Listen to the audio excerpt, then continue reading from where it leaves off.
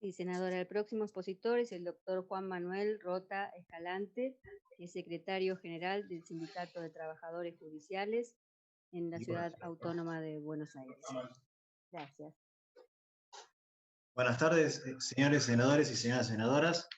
En nombre de nuestro Sindicato de Trabajadores Judiciales de la CABA, integrante de la Federación FESITRAJU y nucleado en la Corriente Federal de Trabajadores de la CGT, quisiera referirme al título 1, capítulo 3 del proyecto de ley, más precisamente el capítulo referido a la transferencia de la totalidad de la competencia penal no federal a la Ciudad Autónoma de Buenos Aires. Al respecto, nuestro sindicato ya se ha manifestado con anterioridad sobre la necesidad de que la Ciudad Autónoma cuente con una justicia con plenas competencias en lo que refiere a la materia ordinaria. De tal modo, celebramos que mediante el proyecto de ley que nos ocupa, se intente concluir con el proceso de transferencias de competencias del fuero penal, el cual fuera iniciado por la ley 25.752, continuado por las leyes 26.357 y 26.702. En este sentido, nos interesaría referirnos a dos aspectos. El primero es nuestra experiencia de lo que han sido los anteriores procesos de transferencia de competencias, y principalmente el último, que se efectivizó el 1 de enero del 2019 en la Justicia Penal contra la Nacionalidad de Faltas de la CABA. Allí fuimos los trabajadores y trabajadoras quienes permitimos paliar la falta de infraestructura y de recursos que se hizo evidente. Detenidos que esperaban durante horas con altísimas temperaturas en los camiones celulares en la puerta de los edificios del Poder Judicial, ya que los edificios no contaban con espacios físicos necesarios donde los pudieran aguardar a ser indagados. Oficinas que no cuentan con el acondicionamiento necesario para que las víctimas puedan prestar su testimonio en adecuadas condiciones de privacidad. El personal que vio sus jornadas laborales extendidas para atender un caudal laboral que los desbordaba. Esta situación se profundizaba dramáticamente durante la atención de los turnos judiciales, donde un código procesal más expedito, como el de la ciudad, obliga a la adopción de múltiples medidas urgentes, que solo pudieron realizarse por el esfuerzo de quienes trabajamos en el Poder Judicial. Todas estas situaciones no solo pusieron en riesgo nuestras condiciones laborales como trabajadores y trabajadoras, sino que pusieron en riesgo el propio sistema. Las condiciones de trabajo y la calidad de justicia van de la mano. Paulatinamente, y producto también de la acción de este sindicato, estas deficiencias se fueron morigerando. Se ampliaron las plantas de los equipos fiscales del Ministerio Público Fiscal, se ampliaron las estructuras de los juzgados de primera instancia del fuero penal, se creó una nueva sala en la Cámara del mismo fuero y se adquirieron nuevos inmuebles para saldar esta deficiente infraestructura. ¿Por qué remarcamos esto? Sabemos que una ley no puede contemplar todas las consecuencias inmediatas de su aplicación, menos aún hacerlo para la relación laboral. Pero en este caso está previsto que la transferencia se haga con partidas presupuestarias y entendemos que las mismas tienen que ser suficientes. ¿Y por qué suficientes? Porque hay que preparar el sistema de manera integral a los efectos de garantizar el servicio de justicia. No significa que nos ocupemos únicamente de las condiciones laborales de nuestros compañeros y compañeras, sino que esas malas condiciones generen un mal servicio de justicia, y eso también nos ocupa esencialmente. Como segundo aspecto, queremos hacer una mención a los derechos laborales y salariales vigentes en la ciudad autónoma. Como dijimos antes, a mejores condiciones laborales, mejor servicio de justicia.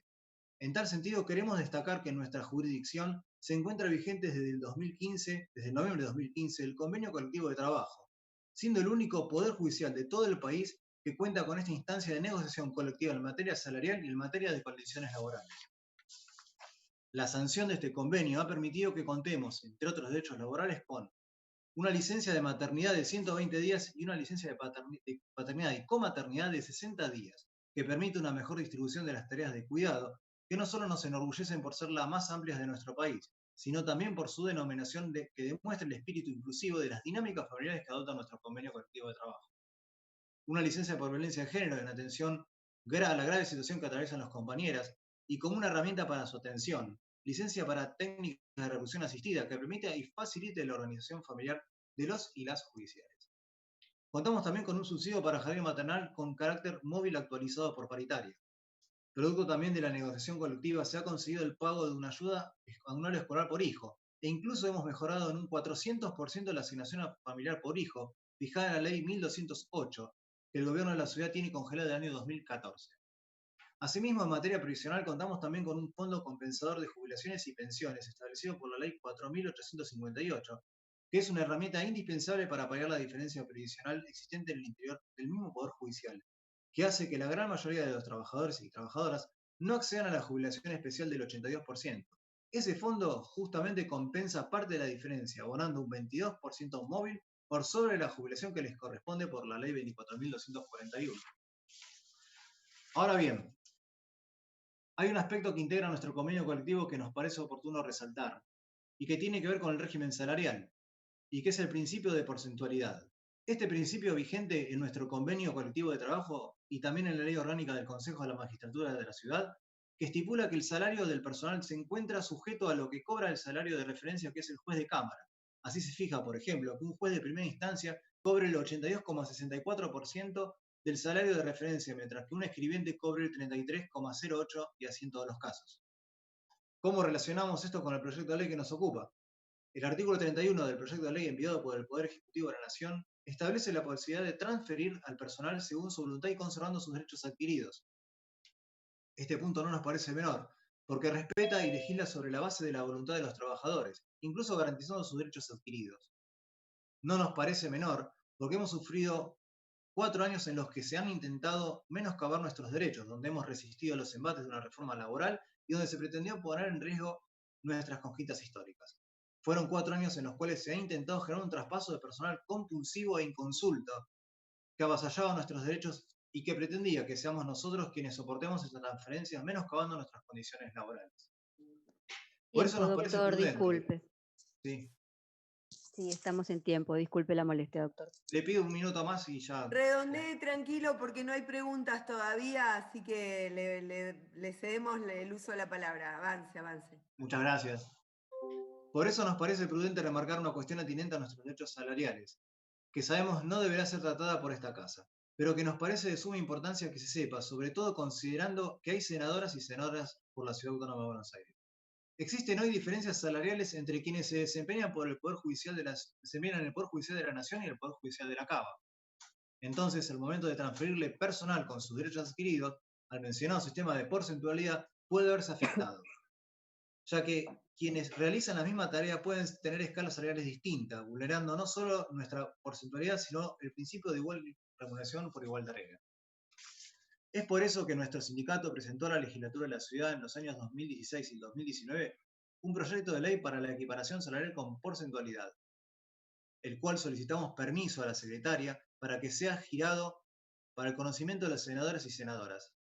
Este proyecto procura la equiparación salarial entre el juez de Cámara Federal y el de la ciudad para garantizar así el sistema de porcentualidad, una misma escala salarial y la intangibilidad de los salarios de quienes deseen traspasar y de quienes nos desempeñamos en el Poder Judicial de la Ciudad Autónoma. De procederse de manera contraria se perjudica a los trabajadores y a las trabajadoras, trasladados o no, así como se produciría una modificación unilateral del convenio colectivo de trabajo. Dicho esto, y para terminar, no queremos dejar pasar la oportunidad sin señalar que, como ya lo hemos afirmado a través del comunicado emitido por la Federación de Sindicatos Judiciales de la República Argentina, que integramos, acompañamos la reforma judicial presentada por el presidente Alberto Fernández. Existe en nuestra sociedad un profundo descrédito de una de las instituciones de nuestra democracia. Por ello resulta fundamental avanzar en modificaciones que impliquen terminar con la concentración de poder de puertas adentro del Poder Judicial, que equilibre las relaciones y que devuelva la legitimidad que nunca debió haber perdido, y que se puso en juego al someterla a la influencia de corporaciones y del poder mediático. La reforma de la justicia federal es el inicio de un camino que requerirá de varias etapas como trabajadores y trabajadoras. Estamos listos para brindar nuestro aporte y nuestra visión para que el camino propuesto se transforme en una realidad efectiva. El Poder Judicial debe estar al servicio del pueblo y de los más humildes, nunca más al servicio de operaciones político-mediáticas, ni de la persecución política ni de las corporaciones. Muchas gracias. Yo quería presentar a mi secretario de prensa, Diego Latrónico, y mi secretario gremial, Federico Romano, por si tienen alguna duda, alguna consulta, para poder sanarla. Muchas gracias.